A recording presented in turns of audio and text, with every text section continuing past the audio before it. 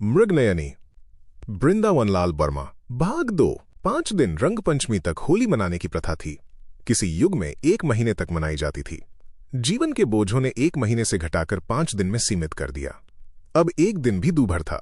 सवेरा होते ही कुछ लोगों ने हल्दी की थोड़ी सी गांठों को बटकर रंग तैयार किया और झींकते झींकते होली खेल ली। जिनकी गांठ में रंग नहीं था, उन्होंने रास्ते की धूल बटोरी और पानी में घोली। पिछली विपदाओं को भूलकर कम से कम कुछ घंटों के लिए मतवाले हो जाने की ठान ली। इनमें संख्या स्त्रियों की अधिक थी। घूंघट डाले हुए पूंघट के ही भीतर अट्टहास करती हुई स्त्रियों ने एक दूसरे पर मटीला पानी और कीचड़ उछाला। नाते में जो पुरुष देवर लगते थे उनको दौड़ धूप में हराया और तब मानी जब कीचड़ से उनको सराबोर कर दिया। गांव की लड़कियों पर कोई पुरुष रंग या कीचड़ नहीं डाल रहा था। ननद और भावज के परस्पर नाते वाली स्त्रियां अवश्य धूल और कीचड़ एक दूसरे पर उछाल रही थीं। भगवान ने मुश्किलों से ये दिन दिखलाया, फिर कसर क्यों लगाई जाए।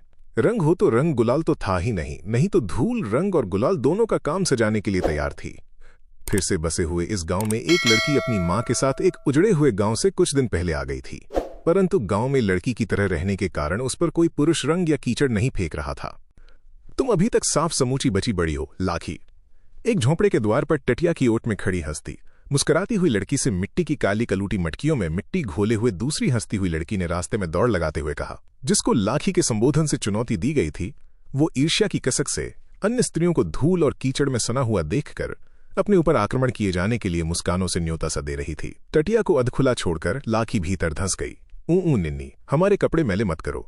लाखी ने निवारण करते हुए आमंत्रण दिया। बाहर निकलो, बाहर। तुमको सिर से पैर तक न रंग दिया और नचा न दिया तो मेरा नाम निन्नी नहीं, मटकिया वाली ने ललकारा। अरे रे रे रे रे। लाखी ने हंसते हुए होठों पर दोनों हाथ रख ली और आंखें मूंद लीं। उछल उछल कर और अट्टहास करते हुए निन्नी ने उसको कीचड़ से सान दिया। अब मेरी बारी है। पास पड़े हुए गोबर को झपटकर लाखी ने उठाया और निन्नी की ओर बढ़ी।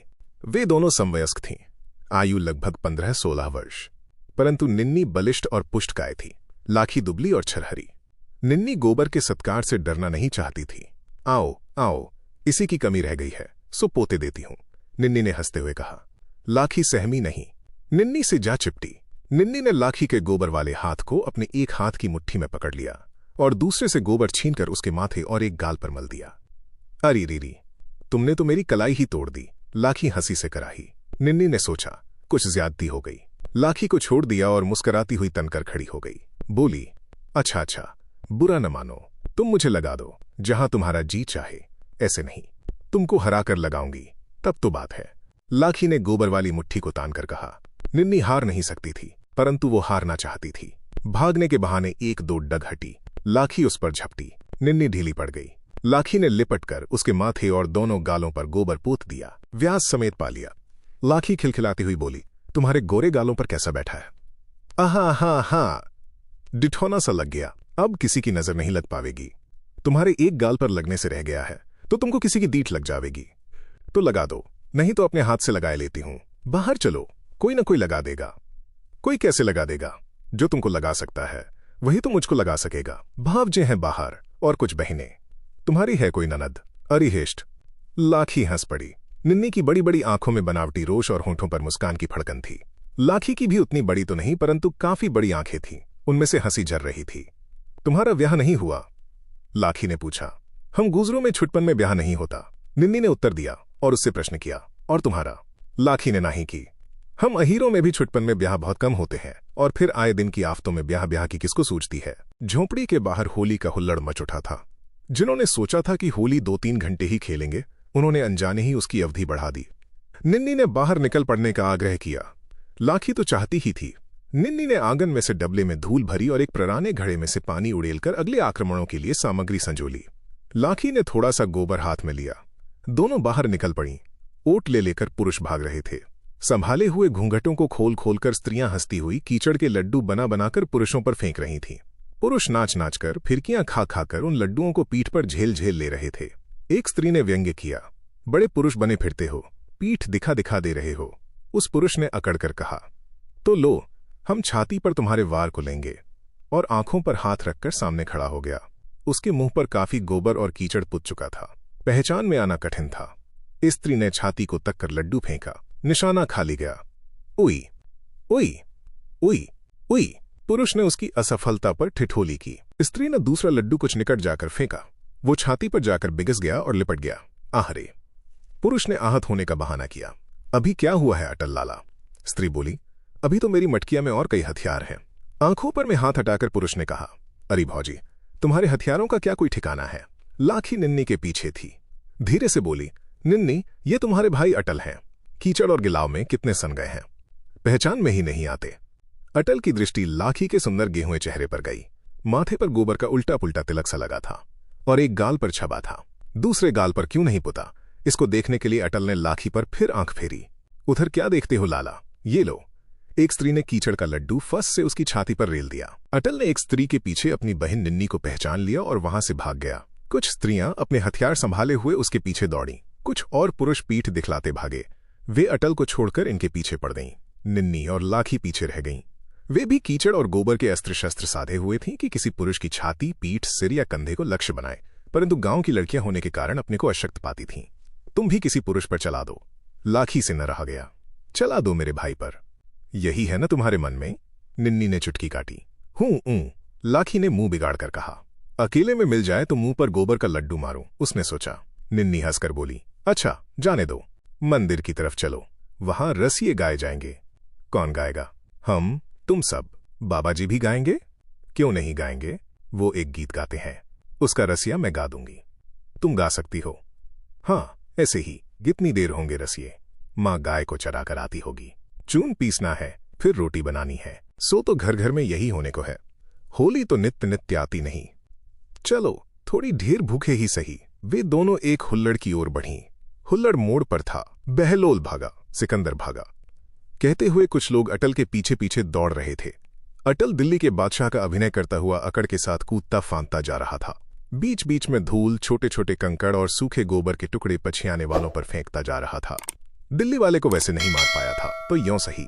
कुछ समय के उपरांत ये भीड़ मंदिर के खंडहर के पास पहुंची। फुस से छाए हुए खंडहर के बाहर अधेड़ अवस्था वाला हंसता हुआ पुजारी निकला। चिल्लाया, बोलो रे हरिमाधव की जय, राधा कृष्ण की जय। भीड़ ने दोहराया।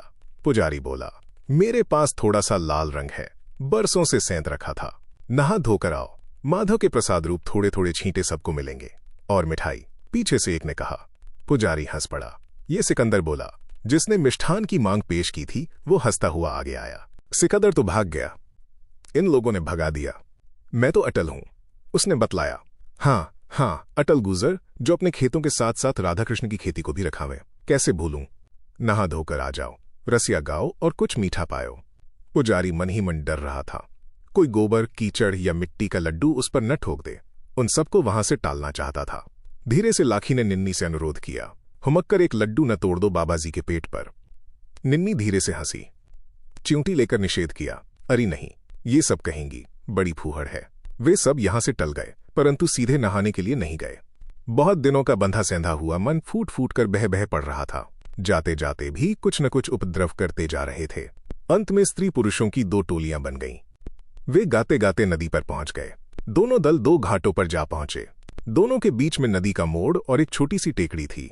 नहाने धोने के समय लाखी ने देखा, निन्नी की गोरी देह बहुत पुष्ट है। ये ऐसा क्या खाती होगी, लाखी सोचने लगी। इसके उपरांत स्त्री पुरुष मंदिर पहुंचे। पुजारी ने एक बर्तन में थोड़ा सा लाल रंग घोल रखा था। सबके ऊपर थोड़ा थोड़ा छिड़का। लाखी और निन्नी पर भी थोड़े से छींटे पड़े। उनको अच्छा लगा, परंतु नाक भौं से कोड़ी। पुजारी ने हंसकर कहा, राधा कृष्ण का प्रसाद है, इसके सब अधिकारी हैं। अटल बोला, प्रसाद कहाँ है? मिठाई दीजिए बाबा जी, मिठाई। पुजारी मंदिर या झोंपड़े में से ज्वार के फूले और गुड़ ले आया। सबको थोड़ा थोड़ा बांटा। पुजारी ने आग्रह किया, अब राधा बल्लभ के सामने एक रसिया और नृत्य हो जाए। एक अधीर स्त्री बोली, चून पीसना है, रोटी बनानी है, दोपहर चढ़ाया है महाराज। परंतु अन्य स्त्रियों को इसकी परवाह नहीं थी। निन्नी ने आग्रह का साथ दिया, बाबा जी, जो भजन गाया करते हैं उसी का रसिया गा दो, फिर घर चलो। अटल ने समर्थन किया। स्त्रियां गाने लगीं। कई भौंडे स्वरों में निन्नी का स्वाभाविक मधुर कंठ अलग सुनाई पड़ रहा था। गीत 3 कड़ी का ही था। स्त्रियां एक कड़ी को गाकर चुप हो जाती थीं, तो पुरुष लय को पकड़ लेते थे। जाग परी मैं पिए के जगाए, भाग जगे पिया, मोरे घर आए, उन नैनन में नींद कहाँ है, जिन नैनन में आप समाए। गाते गाते कुछ स्त्रियां नाचने लगीं। निन्नी और लाखी ने नहीं नाचा, वे केवल गाती रहीं। पुरुष भी नाचे। जब अटल नृत्य कर रहा था तब वो आंख चुरा चुरा कर लाखी की ओर देखता था, और किसी ने देख पाया हो या न देख पाया हो, पुजारी ने एक आध बार देख लिया, परंतु वो इष्ट नहीं हुआ। गाते गाते और नाचते नाचते 2 घड़ियां बीत गईं। दिन और चढ़ाया। मंदिर के सामने के बरगद के विशाल पेड़ को आक्रमणकारियों ने नहीं काटा था, इसलिए उसकी छाया में आमोद प्रमोद चलता रहा। किसी को भी चढ़ता हुआ दिन नहीं अखरा, परंतु थोड़े से ज्वार के फूलों और थोड़े गुड़ से अधिक समय तक विनोद नहीं चल सकता था, इसलिए वे सब अपने अपने घरों को जाने के लिए हुए। पुजारी गोदमग्न था। बोला, भगवान ने हम थोड़े से लोगों को ये शुभ दिन दिखाया। सदा खेती पाती हरियाली रहे, पशु और दूध घी बढ़े। एक दिन आवे जब तुम सब सोने चांदी से भरपूर हो जाओ और अपने मंदिर को जैसा का तैसा बनवा लो। फिर यहाँ भजन हो, नृत्य हो, रासलीलाएं हो। बार बार इसी तरह होलियां आया करें, इससे बढ़कर प्रसाद बटे।